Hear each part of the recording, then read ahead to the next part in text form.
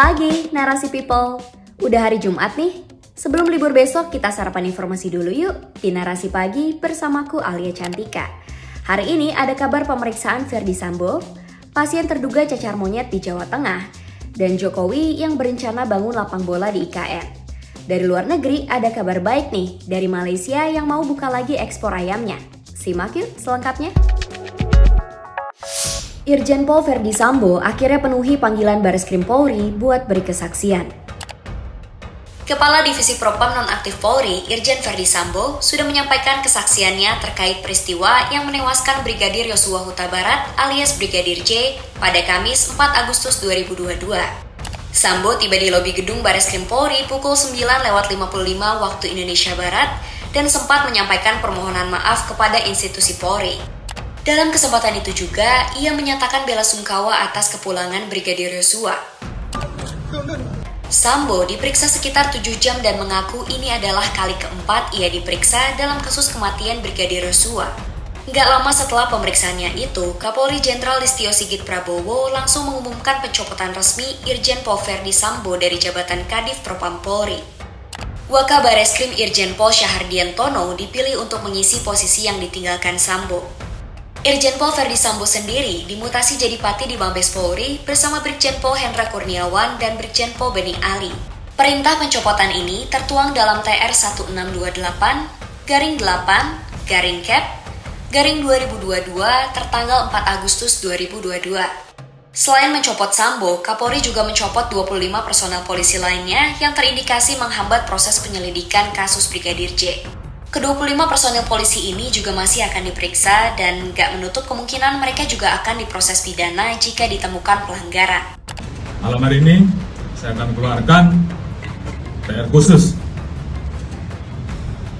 untuk memutasi dan tentunya harapan saya proses penanganan tindak pidana terkait dengan meninggalnya Brigadir Yosua ke depan akan berjalan dengan baik terhadap 25 personil yang saat ini telah dilakukan pemeriksaan. Kita akan menjalankan proses pemeriksaan terkait dengan pelanggaran kode etik. Dan tentunya apabila ditemukan adanya proses pidana, kita juga akan memproses pidana yang dimaksud. Menanggapi pemeriksaan Sambo, Ketua Komisi Hak Asasi Manusia Ahmad Taufan Damanik menyampaikan jika pihaknya masih akan menunggu hasil pemeriksaan dan gak akan buru-buru memanggil Sambo. Dalam kesempatan itu, Taufan juga merilis temuan baru soal kasus Brigadir J. Mereka mendapati Irjen Ferdy Sambo dan istrinya masih merayakan hari ulang tahun pernikahan atau anniversary di Magelang sehari sebelum peristiwa baku tembak terjadi.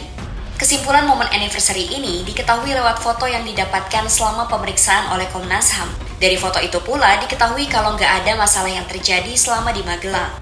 Sejak kasus penembakan Brigadir J bergulir pada 8 Juli lalu, polisi baru menetapkan 1 orang tersangka, yakni Ajudan Irjen Pol Ferdy Sambo, Baradae. Kalau penyelidikan dan penyidikan kasus ini serius, kayaknya titik terang sengkarut kasus ini bisa terlihat. Ujian buat kepolisian nih. Seorang warga di Jawa Tengah terindikasi kena cacar monyet alias monkeypox. Kabar suspek cacar monyet ini terindikasi di Semarang, Jawa Tengah pada Rabu 3 Agustus 2022. Kasus suspek ditemukan pada seorang pria berusia 55 tahun dan bukan pelaku perjalanan luar negeri.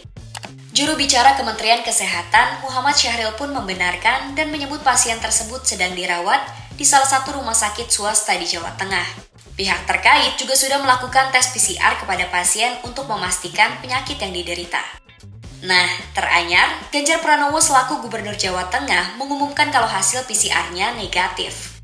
Tetapi, ia tetap mengimbau agar masyarakat tetap waspada dan memperketat pintu masuk Indonesia mengingat virus ini berasal dari luar negeri. Terakhir labnya pemeriksaannya bukan. Alhamdulillah, kita tetap siaga betul dan kami meminta karena ini pasti ada pengaruh dari luar, maka pintu-pintu masuk Indonesia masih butuh pengetatan dan checking menggunakan banyak peralatan lah agar kita bisa aman gitu. Sebelumnya, Menkes RI Budi Gunadi Sadikin juga sempat melaporkan setidaknya ada 9 kasus suspek pasien cacar monyet di Indonesia pada akhir Juli lalu. Namun, pemeriksaan keseluruhan pasien tersebut menunjukkan hasil negatif. Merespons situasi ini, Ikatan Dokter Indonesia atau IDI membentuk Satgas Cacar Monyet untuk mencegah penularan wabah monkeypox di tanah air. Satgas ini terdiri dari sejumlah organisasi profesi seperti Perhimpunan Ahli Penyakit Dalam Indonesia atau PAPDI, Ikatan Dokter Anak Indonesia atau IDAI, Perhimpunan Dokter Spesialis Kulit Indonesia atau PERDOSKI, Perhimpunan Dokter Spesialis Mikrobiologi Klinik Indonesia atau PAMKI, dan Perhimpunan Dokter Spesialis Patologi Klinik dan Kedokteran Laboratorium Indonesia PDS Patklin. Ketua Satgas Cacar Monyet PBID, Hani Nilasari bilang kalau Satgas ini nantinya bakal membantu penyebaran informasi dan edukasi soal cacar monyet ke masyarakat. Cacar monyet sendiri dilaporkan pertama kali pada Mei 2022 di Eropa dan Amerika Serikat. Pada Juli kemarin, WHO pun menetapkan penyakit ini sebagai darurat global. Gejala penyakit ini secara umum mirip dengan penyakit cacar atau smallpox, seperti demam dan ruam kulit yang melepuh. Namun, gejalanya juga diikuti dengan pembekakan pada kelenjar getah bening di ketiak. Mereka yang terinfeksi monkeypox biasanya mulai menunjukkan gejala setelah 6-16 hari setelah paparan. Hingga kini, belum ada pengobatan khusus untuk cacar monyet. Biasanya, cacar monyet dengan gejala ringan bisa sembuh dengan sendirinya dalam kurun waktu 2-4 minggu. Namun, penyebarannya bisa dicegah salah satunya dengan vaksin cacar monyet. Sampai saat ini, ada 80 negara yang sudah melaporkan konfirmasi kasus cacar monyet. Laporan Pusat Pengendalian dan Pencegahan Penyakit Amerika Serikat atau CDC mendapati, kasus cacar monyet telah ditemukan di Singapura dengan 13 kasus hingga 3 Agustus 2022.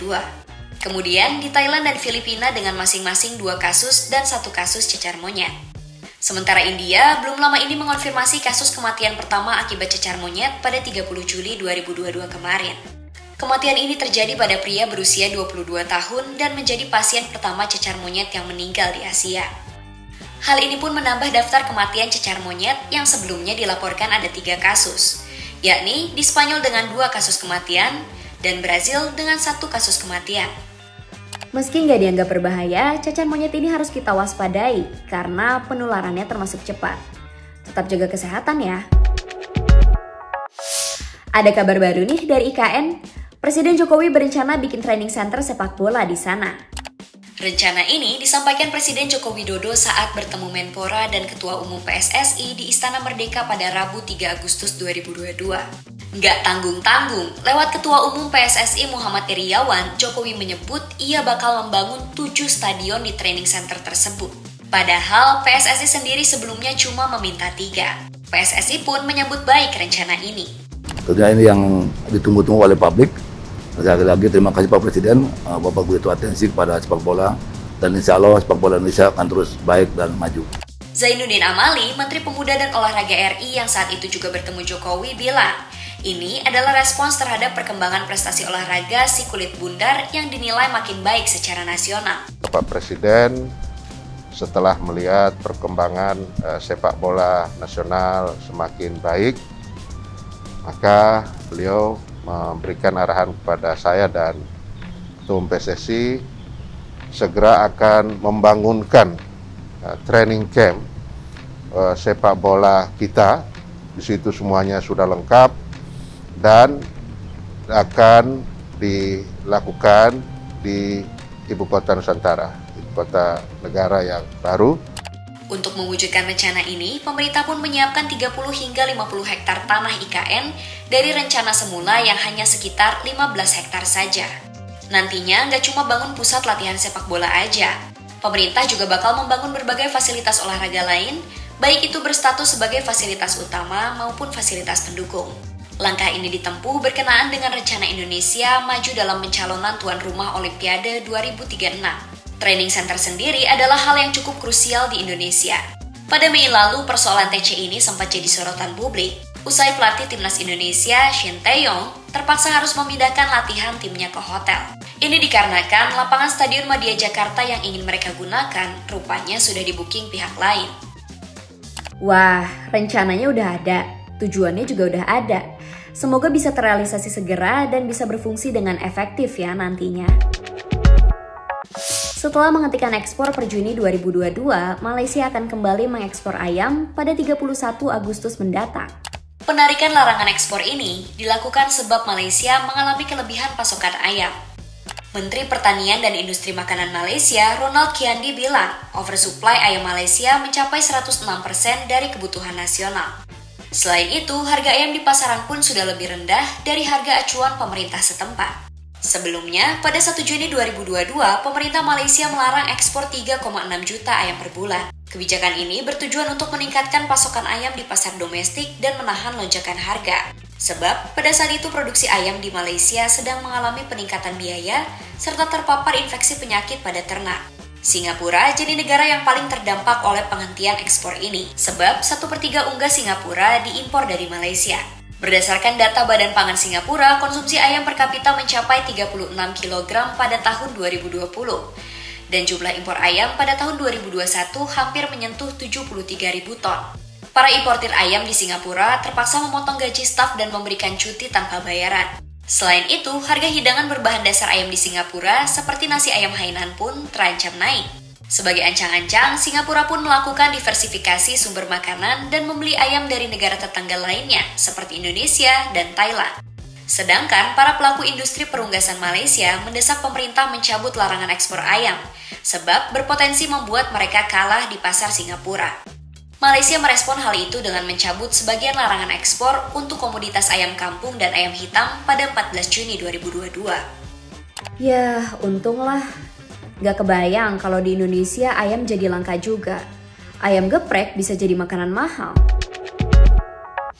Kabar itu tadi menutup Narasi Pagi hari ini. Pekan depan, Narasi Pagi akan hadir kembali dengan rangkuman informasi terkini pukul 8 waktu Indonesia Barat live di Instagram @narasi_newsroom dan Mata Najwa. Semangat dan selamat menyambut akhir pekan. Bye!